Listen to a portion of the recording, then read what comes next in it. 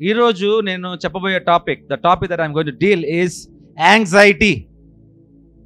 Anxiety, ఆందోళన.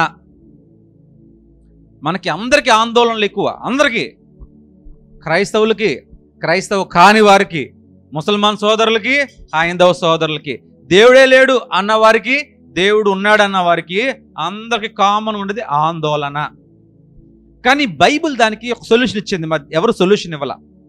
ఎందుకు ఆందోళన పడతాం డేవిడ్? మనం ఎందుకు ఆందోళన పడతాం? మనం అసలు ఆందోళన అంటే ఏంటి? నేను ఆందోళన పడతాను కానీ ఆందోళన అంటే ఏంటి నాకు అర్థం కావట్లేదు. నేను ఆందోళన పడతాను కానీ నాకు ఆందోళన వివరించడం రావట్లేదు అని అనుకున్న వాళ్ళు చాలామంది ఉంటారు. ఆందోళన అంటే ఏంటమ్మా అసలు? యాంగ్జైటీ అంటే ఏంటి? భయం. ఏదో అయిపోద్దనే భయం.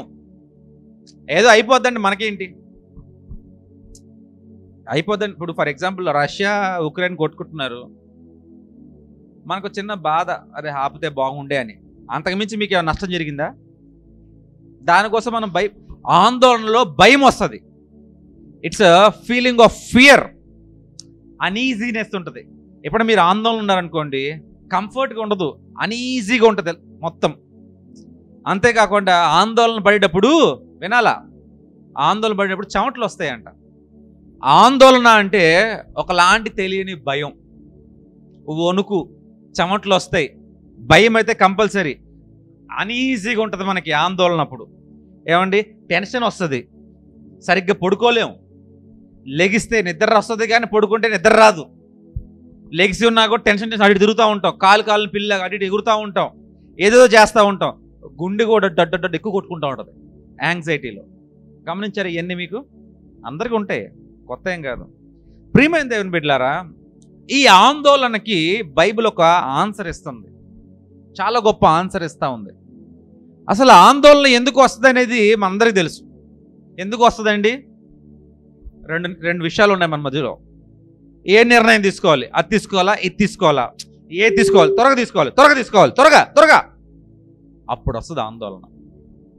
10 పనులు ఉంటాయి, గంటలు అయిపోవాలి 10 పనులు, అప్పుడు వస్తుంది ఆందోళన. తర్వాత ఆందోళన ఎందుకు వస్తుంది?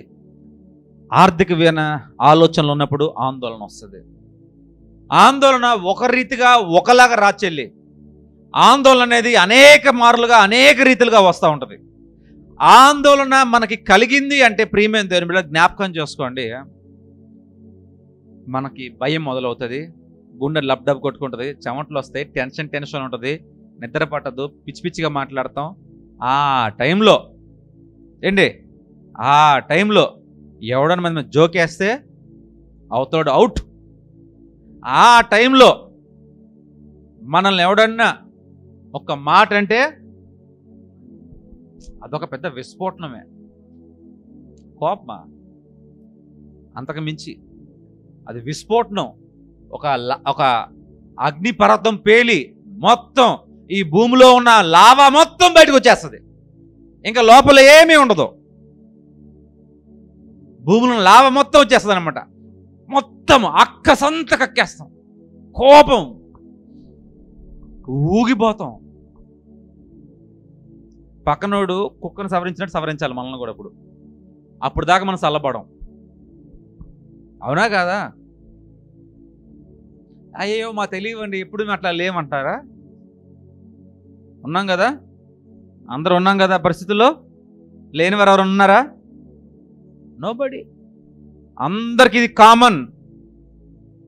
ఒకవేళ ఈ యొక్క ఆందోళన, యాంగ్జైటీ తరచుగా వచ్చింది అనుకోండి, ఎప్పుడన్నా ఒకసారి వస్తే ఓకే, నో ప్రాబ్లం. తరచుగా పొద్దున్న వచ్చే, సాయంత్రం వచ్చే, నువ్వు కనపడితే వచ్చే, నువ్వు కనపడకపోయినా వచ్చే, నువ్వు ఆ పని చేస్తే వచ్చే, నువ్వు ఈ పని చేస్తే వచ్చే, నువ్వు ఏ పని చేయకపోయినా వచ్చే. అది మంచిది కాదు, అది రోగం. దాన్ని ఏమంటారంటే GAD, జనరలైజ్డ్ యాంగ్జైటీ డిజార్డర్. అదొక వ్యాధి లాంటిది, రోగం. మనిషి కనబడితే మనిషి కనబడితే ఊగిపోతారు. ప్రియమైన దేవుని బిడ్డలారా, ఇది గనక తరచుగా వచ్చిందంటే 6 నెలల్లో మిమ్మల్ని ఏమంటారు తెలుసా? సైకాటిక్ పేషెంట్ అంటారు, అంటే సైకో అంటారు. 6 నెలల్లో ఇదే పని తరచుగా చేస్తూ చేస్తూ చేస్తూ చేస్తూ మెడికల్ పరంగా ప్రతిరోజు అరవటం, ప్రతిరోజు కరవటం, ప్రతిరోజు అక్కసు వెళ్ళకొట్టడం, ప్రతి ఒక్క రోజు ఆందోళనలో ఉంటే 6 నెలలు కనుక అదే ఆందోళన మెయింటైన్ చేయగలిగితే వాళ్ళని ఏమంటారండి? సైకాటిక్ పేషెంట్, సైకోస్. జాగ్రత్త. నన్ను సైకో అంటావా? నేనేమంటలేదు, మెడికల్ టర్మినాలజీ అది. ప్రీమియం దీంట్లో ప్యానిక్ డిజార్డర్ ఉంటుంది. ప్యానిక్, వణుకు వచ్చేసిద్ది. అట్లాగే ఈ తర్వాత స్టేజ్లో ప్యానిక్స్ అనమాట. ఈ 6 నెలల్లో సైకో పేషెంట్ అయిపోతాడు. తర్వాత ఊరిని భయపడతాడు, ఫ్యాన్ చూసినా భయపడతాడు, మనిషిని చూసినా భయపడతాడు.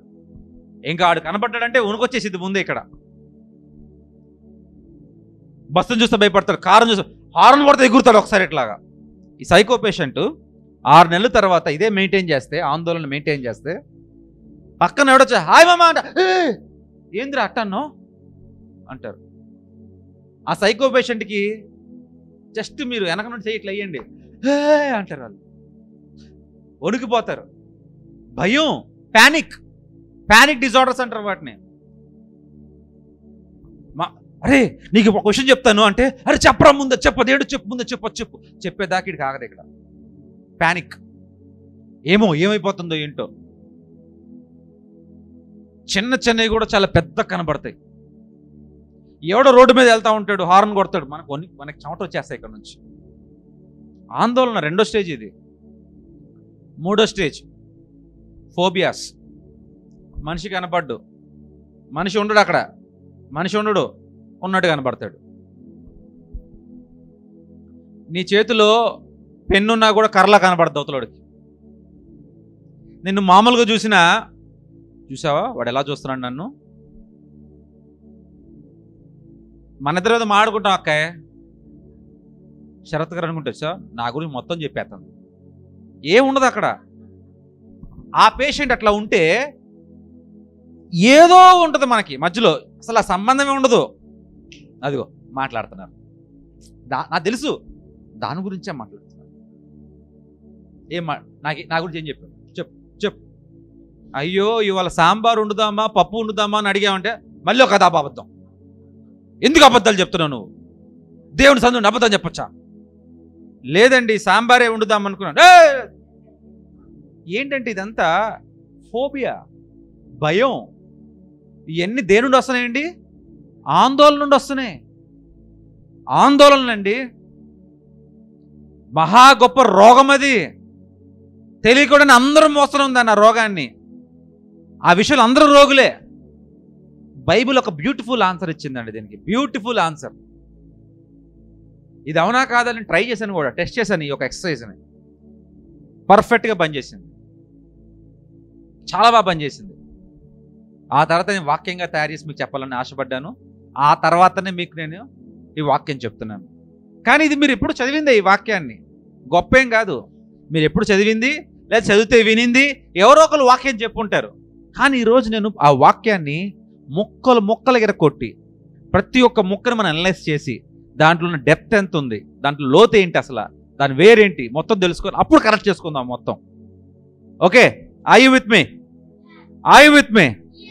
ఫిలిప్పీయులకు రాసిన పత్రిక 4వ అధ్యాయము 6, 7, 8, 9. దీనికి నేను ఆన్సరే కాదండి, ఈ జస్ట్ ఓన్లీ ఆన్సర్ మాత్రమే ఇవ్వటం లేదు, నేను మెడిసిన్స్ కూడా చెప్తాను లాస్ట్లో. ఏం మెడిసిన్ వాడితే ఏమవుద్ది అనేది కూడా. చింత, కవల, ఆందోళన అన్ని పర్యాయ పదాలు. ఓకే, అన్నీ కూడా పర్యాయ పదాలు. దేనిని గూర్చి చింత పడకుడి. ఆగుదాం. అంటే మీరు ఏదన్నా అవనివ్వండి, మీ బిడ్డ పెళ్ళి అవనివ్వండి, మీ బిడ్డ లేకపోతే చదువు ఏవనివ్వండి, మీ బిడ్డలు పైకి రావాలని అనుకోండి, లేకపోతే కుటుంబ వైవాహిక జీవితం అవనివ్వండి, మీ ఆరోగ్యం అవనివ్వండి, మీ భర్త గురించి అవనివ్వండి, మీ భార్య గురించి అవనివ్వండి, మీ యొక్క డబ్బు గురించి అవనివ్వండి, ఏదైనా అవనివ్వండి, నేమ్ ఇట్ అనుకున్నారా? మీకు దేని గురించి బాగా చింత కవల, హయ్యెస్ట్గా మిమ్మల్ని బాధ పెడుతున్న చింత ఏంటి, మిమ్మల్ని ఏది మిమ్మల్ని ఆందోళన పెడుతుంది, అది ఒక్కటి మైండ్లో అనుకోండి. ఇప్పుడు నాకు చెప్పక్కర్లా, అనుకుంటే చెప్పాల్సి వస్తుంది అనుకో మాకండి, అనుకోండి, నాకు చెప్పక్కర్లా. ఓకే, అనుకున్నారా అందరూ? అనుకున్నారా? అనుకోండి. అది పేపర్లో రాయండి, సైన్ లాంగ్వేజ్లో రాయండి, పక్కన కూడా అర్థం కాకూడదు, మీకు తప్ప పక్కన కూడా అర్థం కాకుండా ఒక సైన్ లాంగ్వేజ్లో రాసుకోండి. సైన్ లాంగ్వేజ్ ఏదో ఒక భాషలో రాసుకోండి, పక్కన చదివిన అర్థం కాకూడదు. మీకున్న చింత, మీకున్న ఆందోళన, మీకున్న కవల ఏంటో పేపర్ మీద రాయండి ఒకసారి. ఇది రాస్తేనే వర్కౌట్ అవుద్ది. లేదా అసలు నా బ్రెయిన్ చాలా షార్ప్ అండి, నేను మొత్తం ఫీడ్ చేసుకుంటా అంటే ఈ బ్రెయిన్లోనే మొదలవుతుంది ఆందోళన. చెత్త అంతా ఇక్కడే ఉంది. నిజంగా మీరు ఆందోళన దేని విషయం అయితే ఉందో రాయండి. ఫర్ ఎగ్జాంపుల్, నా ఆందోళన, నేను 2 బైకులు చూశాను, ఒక బైకా ఈ బైకా, ఇదే నా ఆందోళన 2 నెలల నుంచి అనుకోండి. బిఐకేఏ అని రాయక్కర్లా, ఏదో ఏ బి అని పెట్టుకోండి అంతే. సైన్ మనకు తెలియాలి, అందరూ తెలియాల్సిన అవసరం లేదు. డేవిడ్, అందరు రాశారా? రాసుకోండి. మళ్ళీ చెప్పండి నేను ఇందాక రాయమంటే మర్చిపోయానండి, ఇప్పుడు రాద్దాం, మళ్ళీ చెప్పండి అని చెప్పండి. ఏ విషయం మీరు బాగా ఆందోళన పడుతున్నారు? ఎక్సర్సైజ్ ఇది నేను చెప్పిన మాట కాదు, పౌలే చెప్పాడండి ఇట్లా చేయమని. నేను చెప్పట్లా, అపోజిట్ పౌలు ఇలా చేయమని చెప్తున్నాడు అందరికి. అది కూడా చూపిస్తాను మీకు నేను. ఓకే, రాస్తారు కదా అందరూ? రైట్. దేని గురించి చింతపడకుడి. సో అన్నాడు కానీ మనకు అవ్వదు కదా, చింత కవల ఉంటుంది కదా, ఆందోళన. ఆ ఆందోళన రాసుకున్నాం మనం. ఫస్ట్ పాయింట్ అయిపోయింది. నెక్స్ట్, కానీ ప్రతి విషయంలోనూ, అంటే మీ ఏ ఆందోళన ఉన్నాయో ఆ ప్రతి విషయము, ఎన్ని ఆందోళనలు ఉంటాయి, కొంతమంది ఒకటే ఉంటుంది ఆందోళన, కొంతమంది 10 ఉంటాయి, కొంతమంది 20 ఆందోళనలు ఉంటాయి. కొంతమంది రాస్తారు, కొంతమంది రాయరు, కొంతమంది వింటారు, కొంతమంది వినరు, కొంతమంది పట్టించుకుని, కొంతమంది పట్టించుకోరు.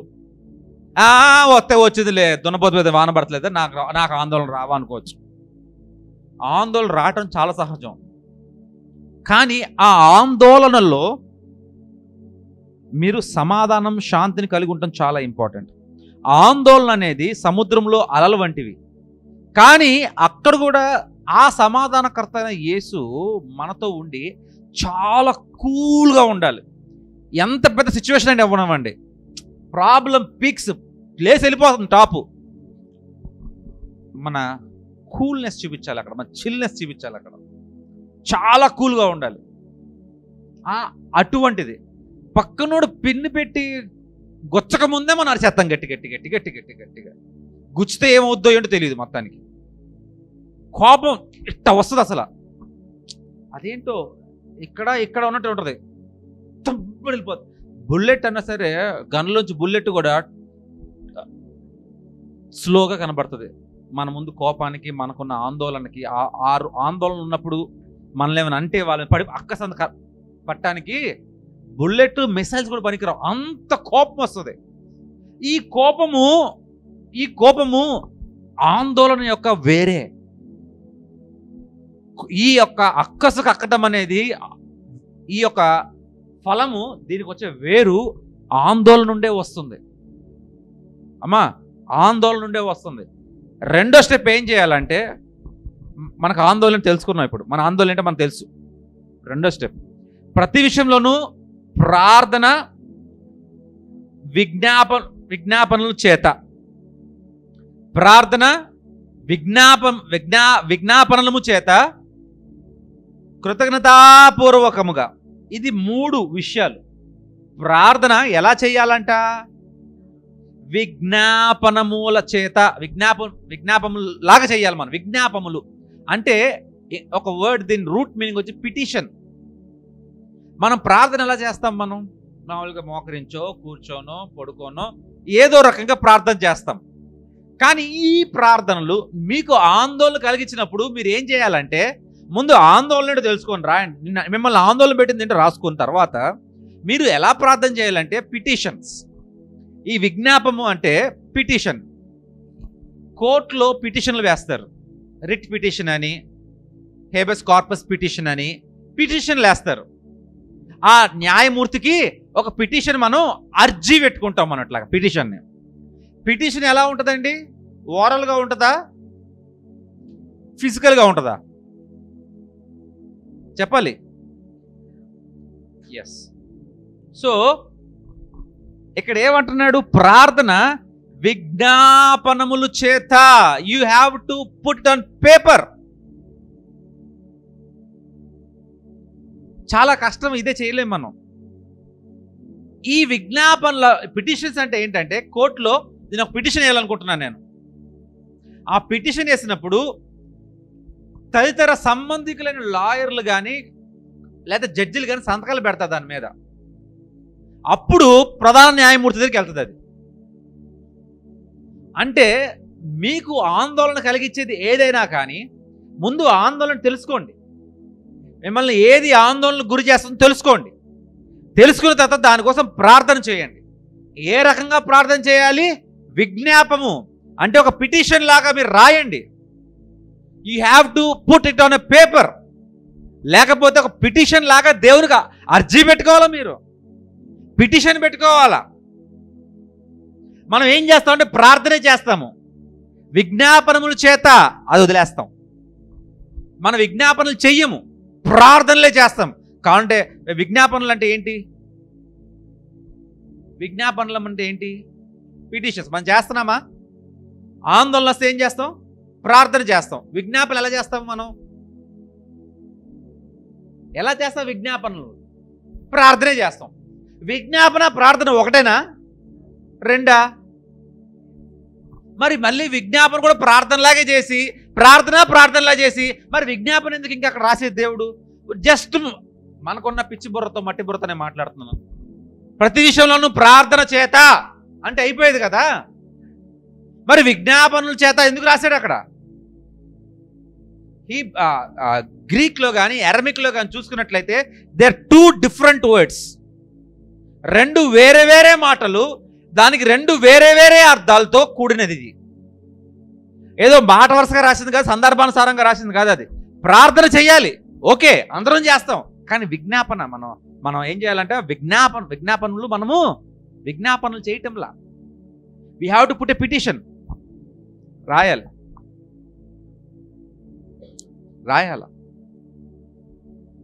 Put a paper. అయ్యా ఇది నా సమస్య, ఇది నాకు ఆందోళన కలిగిస్తున్న కొన్ని విషయాలు.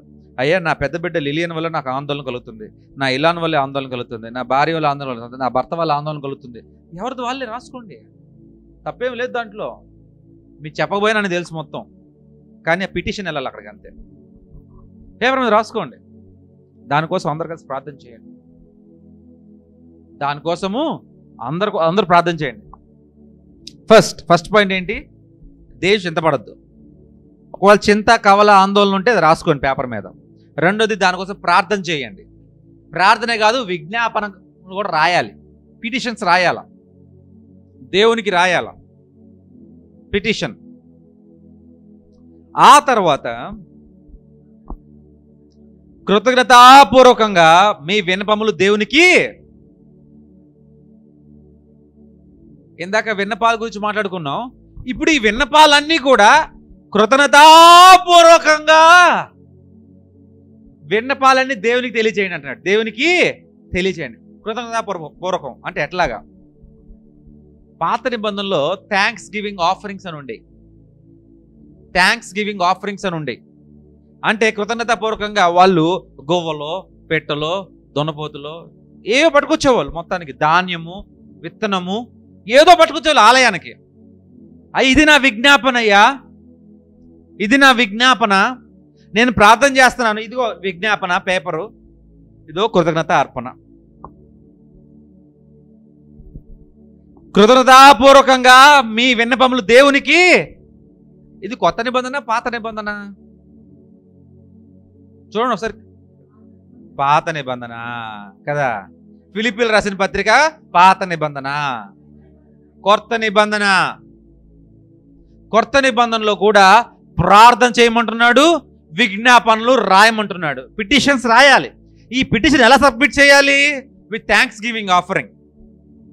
Lord, thank you so much. ఆందోళనలు ఉన్నాయి, ఇదిగో నా పిటిషన్. ఆందోళనలు ఉన్నాయి, ఇది నా పిటిషన్.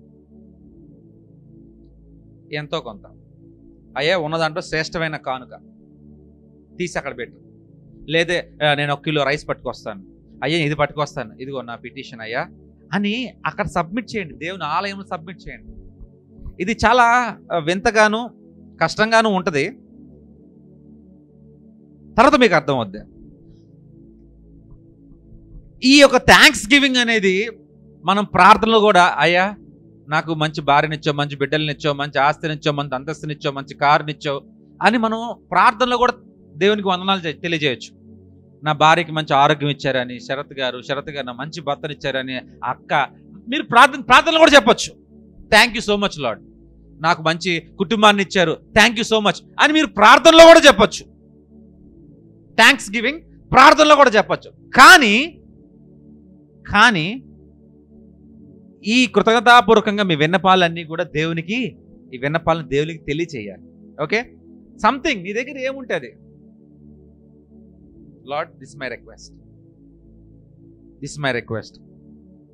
తర్వాత ఎప్పుడైతే ఫస్ట్ ఎక్కడ ఉన్నాను, ఎప్పుడైతే మీరు ఏ చింత పడకూడదు, మీకు ఆందోళన ఉంది, ఆందోళన అంటే రాసుకున్నారు కదా, ఈ ఆందోళన రాసుకున్న తర్వాత దాన్ని మీరు ఏం చేయాలంట? ప్రార్థన చేయాలి. సెకండ్ స్టెప్ ఏంటి? ప్రార్థన. థర్డ్ స్టెప్ ఏంటి? పిటిషన్ రాయాలి, విజ్ఞాపన రాయాలి. ఈ విజ్ఞాపనతో మనం ఏం చేయాలంట? థ్యాంక్స్ గివింగ్, కృతజ్ఞతా పూర్వకముగా ఈ విన్నపాలు దేవునికి తెలియజేయాలి. ఫోర్త్ స్టెప్ అది. ప్రార్థన వేరు, ఈ విన్నపాలన్నీ కృతజ్ఞత పూర్వకంగా దేవుని తెలియజేయడం వేరు. రెండు ఒకటి కాదు. నిజంగా రెండు ఒకటైతే ప్రార్థనతో ఆపేసాడు అక్కడ. పరిశుద్ధాత్మ దేవుడు అపోస్తలుడైన పౌలు ఫిలిప్పీల పత్రికలో ప్రార్థనతో ఆపేసేవాడు. అక్కడ ప్రార్థనతో ఆపలేదు, ప్రార్థన విన్నపాలు అంటున్నాడు. అంటే ఆందోళన ఏంటో తెలుసుకోవాలి, రెండోది వాటి కోసం ప్రార్థన చేయాలి, మూడో దానికి విన్నపాలు రాయాలి. ఈ విన్నపాలు థ్యాంక్స్ గివింగ్ దాంతో దేవునికి తెలియజేయాలి. ప్రార్థనలు తెలియజేస్తున్నాం కదండి, మళ్ళీ విన్నపాలన్నీ కృతజ్ఞతాపూర్వకంగా దేవుని మళ్ళీ తెలియజేయాలా? మరి ప్రార్థనలు తెలియజేసేది ఏంటి, మరి కృతజ్ఞతాపూర్వకంగా దేవుడు తెలియజేసేది ఏంటి? రెండు వేరు, ఒకటి కాదు. ఎస్, రెండు వేరు ఒకటి కాదు. మనం ఒకటి చేసి రెండు చేస్తామనుకుంటున్నాం. ఆందోళన పోట్ల. ఎందుకు పోద్ది ఆందోళన? రెండు స్టెప్పులు ఎక్కాల్సింది ఒక స్టెప్ ఎక్కి నేను స్టెప్పులు ఎక్కేసాడంటే నో. ఆందోళన తెలియాలి, ఆ ఆందోళన గురించి ప్రార్థన చేయాలి, ఈ ఆందోళన ఏంటో ఈ పిటిషన్లో రాయాలి, ఈ పిటిషన్ ఏంటో దేవునికి నువ్వు కృతజ్ఞతార్పణలతో, కృతజ్ఞతాస్తుతులతో, కృతజ్ఞతాపూర్వకంగా నువ్వు దేవునికి ఇవ్వాలి. కృతజ్ఞతా అర్పణలతో, కృతజ్ఞతాస్తుతులతో, కృతజ్ఞతాపూర్వకంగా దేవునికి నువ్వు ఇవ్వాలి. ఎప్పుడైతే ఈ పనులు చేస్తావో, ఎప్పుడైతే ఈ పనులను జరుగుతాయో, ఎన్ని స్టెప్లు అయినా ఇప్పుడు మొత్తం ఆందోళన తెలుసుకోవాలి, ప్రార్థన చేయాలి, విజ్ఞాపన రాయాలి, విజ్ఞాపన కృతజ్ఞతాస్తుతులతో అర్పణలతో పూర్వకంగా దేవునికి ఇవ్వాలి, తెలియజేయాలి దేవునికి. ఎన్నైనాయి? 4. ఈ 4th స్టెప్ అయిన 5th స్టెప్ వస్తుంది. నెక్స్ట్ 7 ఫస్ట్ చదండి. మొట్టమొదటి పదం ఏంటి? ఫస్ట్ చూడండి ఇక్కడ. అప్పుడు, ఎప్పుడు? ఈ 4 స్టెప్పులు అయినప్పుడు దాని అర్థం. ఈ 4 స్టెప్పులు అవ్వకుండా పరిగెత్తని ఉపయోగాలు. ఈ 4 స్టెప్పులు అవ్వాలి. అప్పుడు సమస్త జ్ఞానముకు మించిన దేవుని సమాధానము యేసుక్రీస్తు వలన మీ హృదయములకును మీ తలంపుకును కావలి ఉండును. ఈ 4 స్టెప్పులు అయితే అప్పుడు దేవుని సమాధానము యేసుక్రీస్తు వలన మీ హృదయములకును మీ తలంపులకును దేవుని సమాధానము మనకి కావలి ఉంటుంది. అప్పుడు ఉంటుంది దేవుని సమాధానం మనకు కావాలి. ఎప్పుడమ్మా? ఎప్పుడు? ఈ 4 స్టెప్పులు చేసినప్పుడే, అప్పుడే 5వది దేవుని యొక్క సమాధానము మన హృదయాలకి కావలిగా ఉంటుంది. ఎందుకు కావలిగా ఉండాలి హృదయానికి, మనసుకి? ఎందుకంటే హృదయం మనసులోనే ఆందోళన మొదలవుతుంది. ఈ ఆందోళన బయట నుండి లోపలికి వస్తుంది, మిమ్మల్ని అతలాకుతలం చేస్తుంది. ఇప్పుడు ఆ ఆందోళన వలన మీకేం కాకుండా, జనరలైజ్డ్ యాంగ్జైటీ డిజార్డర్ రాకుండా, పానిక్ అటాక్స్ అవ్వకుండా, ఫోబియాస్ రాకుండా, మీరు సైకోల కింద మారకుండా దేవుని యొక్క సమాధానం మనల్ని కాపాడుతుంది. అప్పుడు కాపాడిద్ది. జస్ట్ ఆందోళన ప్రార్థన, ఆందోళన ప్రార్థన, ఇట్ నెవర్ వర్క్స్.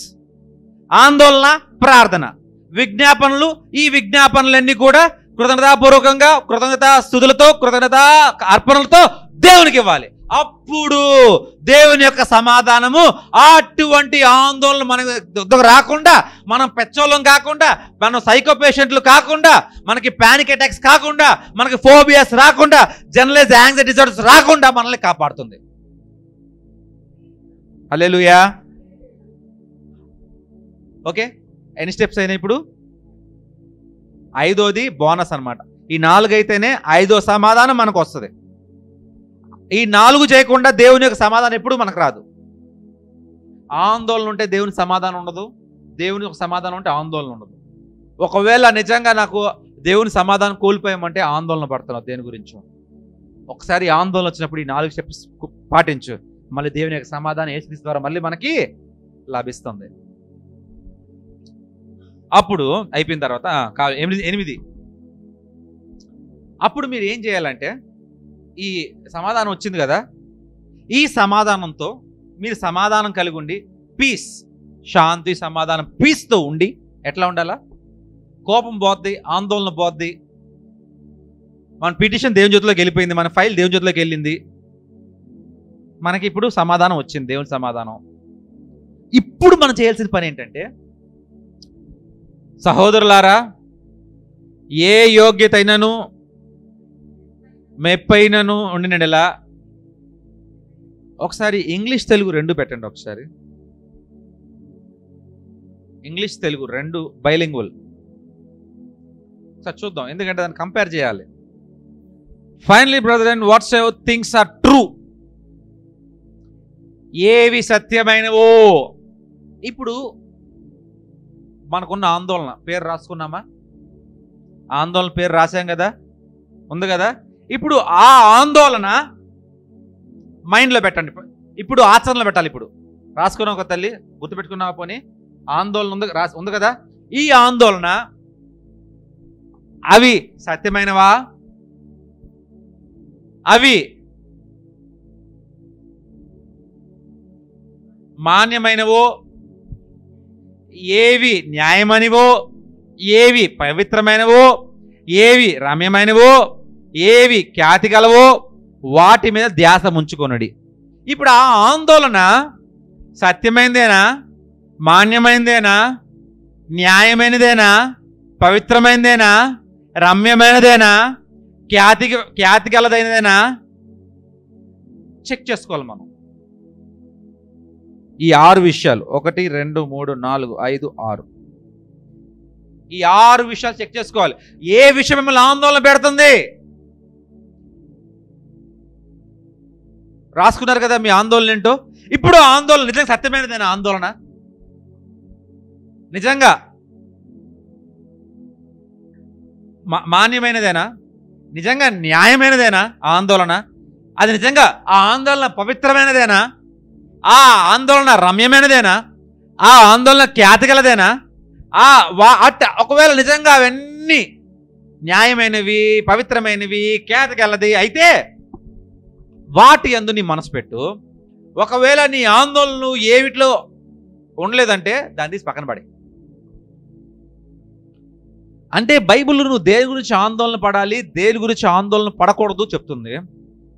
ఆందోళన 2 రకాలు, పాజిటివ్ ఆందోళన, నెగిటివ్ ఆందోళన. ఒకవేళ నెగిటివ్ ఆందోళన అయితే ఈ పాయింట్ల ద్వారా అది నిర్వీర్యం అయిపోతుంది.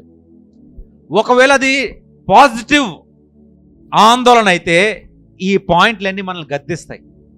దేవునిలోని ఎదగలేకపోతున్నాను, దేవుని యొక్క కృపలోని ఎదగలేకపోతున్నాను, ఇది నా ఆందోళన అయితే దేవుని యొక్క సమాధానం వచ్చినప్పుడు దేవుడిలో ఎదగలేకపోతున్నా. సత్యమైనదా?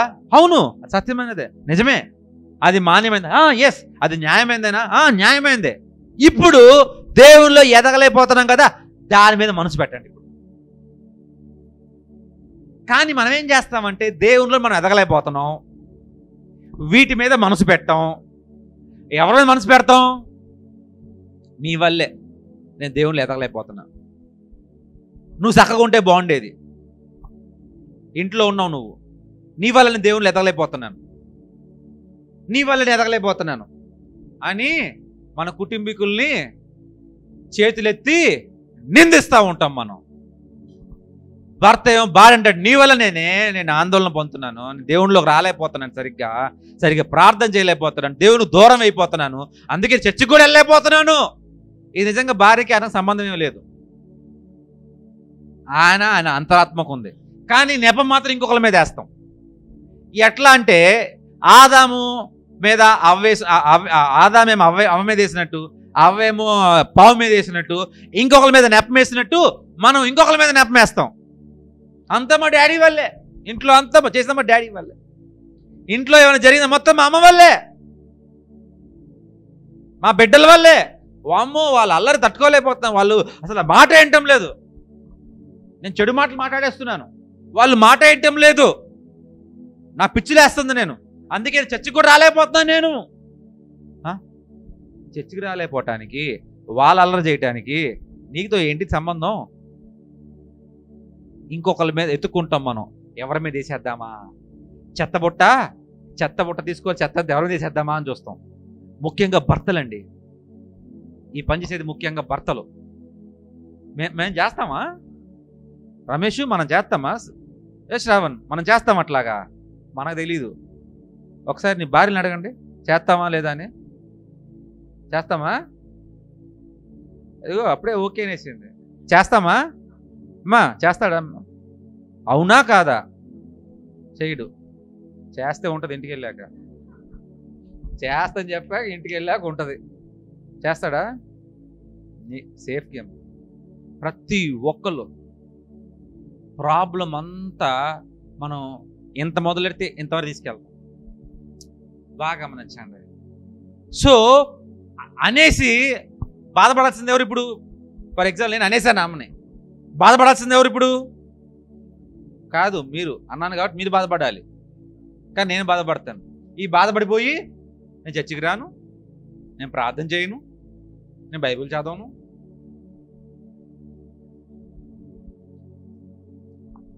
అయిపోయింది కదా. ఇప్పుడు మన ఆందోళన ఏంటి? న్యాయమైనదేనా, రమ్యమైనదేనా, సత్యమైనదేనా, మాన్యమైనదేనా, పవిత్రమైనదేనా అన్నీ ఎత్తుకొని ఓకే అవన్నీ సర్పస్ అవుతుంది, అన్నీ కరెక్టే అన్నప్పుడు నెక్స్ట్ దానికి వెళ్దాం. 9వ పాయింట్కి వెళ్దాం. మరియు మీరు నా వలన ఏవి నేర్చుకొని అంగీకరించితిరో. అపోస్తలుడైన పౌలు అంటున్నాడు, ఇవన్నీ చెప్పుకుంటూ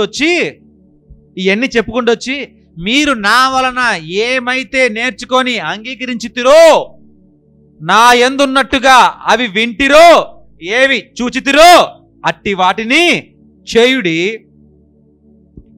ఇంగ్లీష్లో చూద్దాం ఒకసారి. Those things which you have both learned and received, heard and seen in me, do. ఏమైతే విన్నారో చూసారో అది చెయ్యాలి ఇప్పుడు.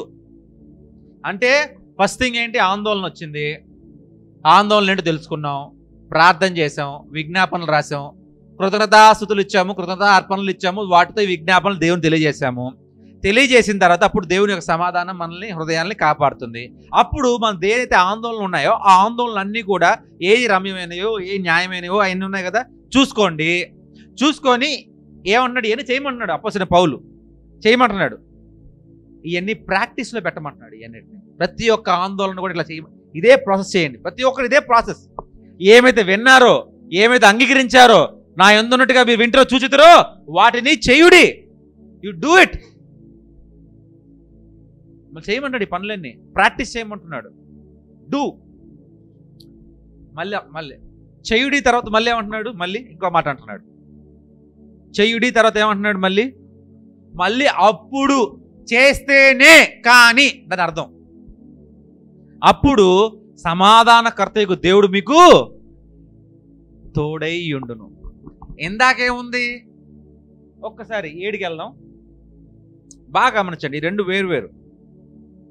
8 కాదు 7 ప్లీజ్ సారీ.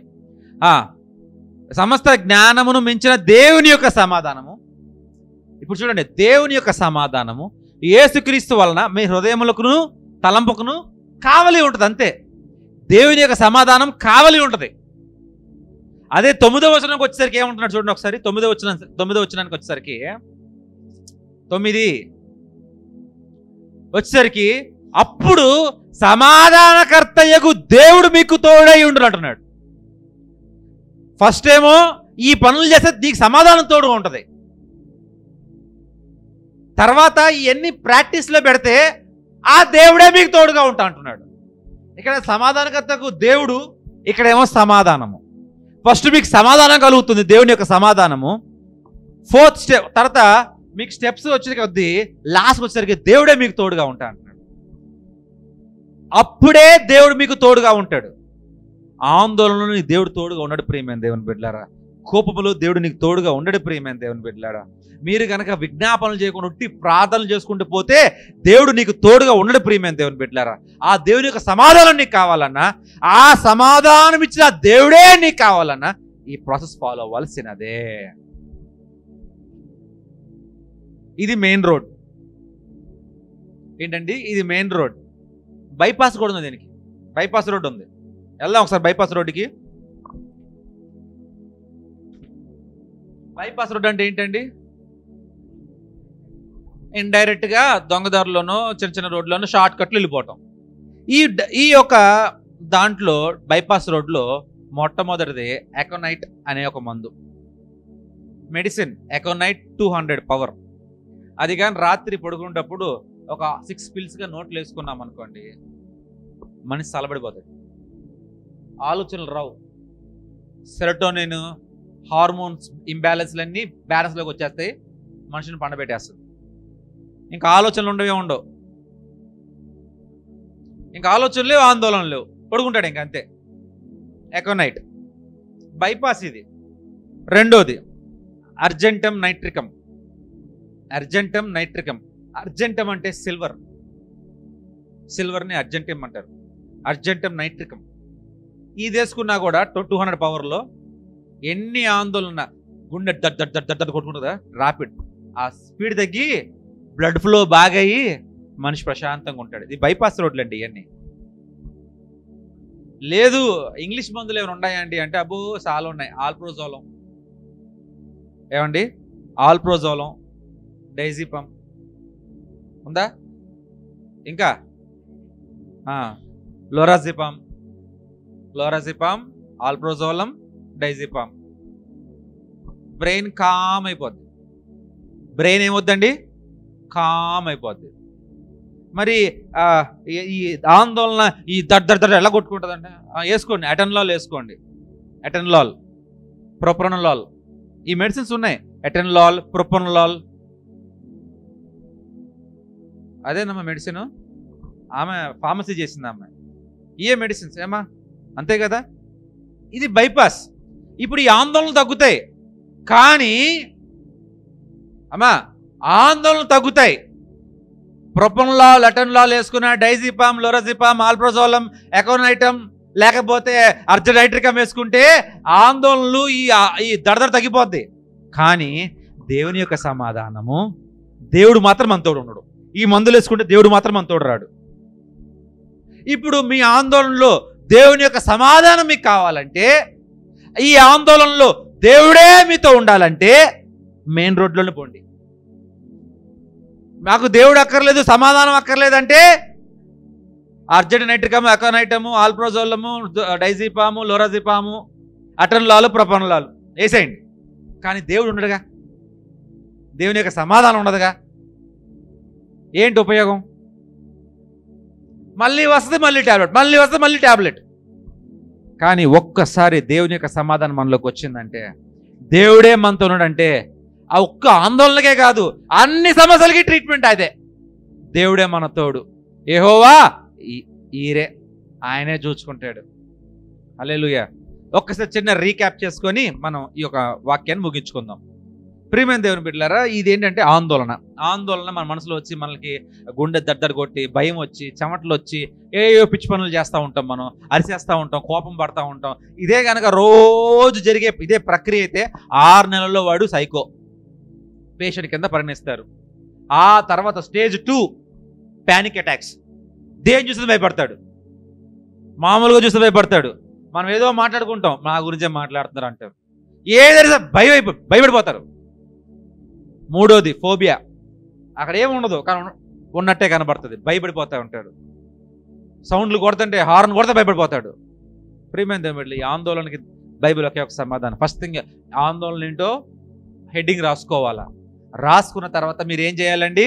ఫస్ట్ థింగ్ ఏం చేయాలమ్మా చెప్పాలా? వెనకాల ఏం చేయాలా? ఫస్ట్ థింగ్ మనం ప్రార్థన. రెండోది పిటిషన్ రాయాలా, విన్నపం రాయాలా. మూడోది ఏం చేయాలా? ఈ విన్నపాన్ని తీసుకొని కృతజ్ఞతాస్తుతులు ఇచ్చి కృతజ్ఞత అర్పణలు పెట్టి కృతజ్ఞతాపూర్వకంగా దేవునికి సమర్పించాలి.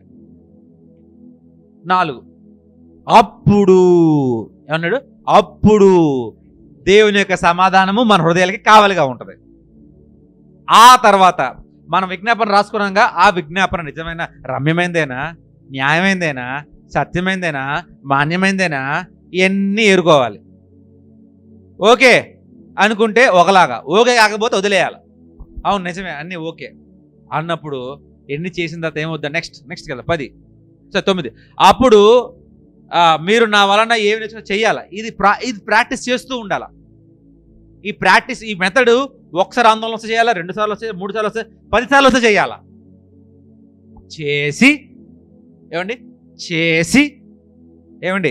చేస్తే అప్పుడు దేవుని యొక్క సమాధానం కాదండి, ఆ సమాధానకర్త అయిన దేవుడే మీతోనూ నాతోనూ మనతోనూ ఉంటాడు.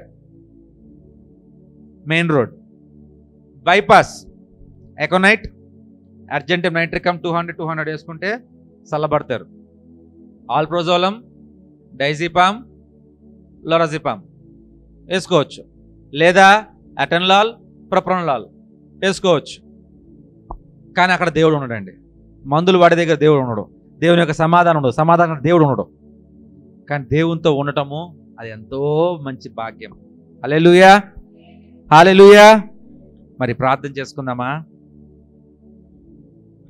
స్తుతి స్తోత్రం తండ్రి, మహోన్నతుడ పరిశుద్ధుడ, వేలాది కోట్ల వందనాలు తండ్రి. మీరు ఇచ్చిన భాగ్యాన్ని బట్టి వందనాలు అయ్యా, మీ కృపను బట్టి వందనాలు ప్రభువా. అయ్యా, ఇంత గొప్ప వాక్యాన్ని మాకిచ్చి అయ్యా దీని యందు నిలకడగా ఉండమని చెప్పిన విధానాన్ని బట్టి వందనాలు అయ్యా. ఇవాళ రోజు నుంచి తండ్రి మేము ఆ రీతిగానే ముందుకెళ్ళటకు సహాయం, ప్రతి ఒక్కరితో మీరు సమాధానము, మీరే సమాధానకర్తగా మీరు వారితో ఉండమని కోరుతూ అయ్యా, వారు విన్నపములు ప్రతి ఒక్కటి వారు చేయుటకు సహాయం చేయమని కోరుతూ చిన్ని ప్రార్థన ప్రభువైన యేసుక్రీస్తు వారి నామమున అడిగి వేడుకుంటున్నాం తండ్రి.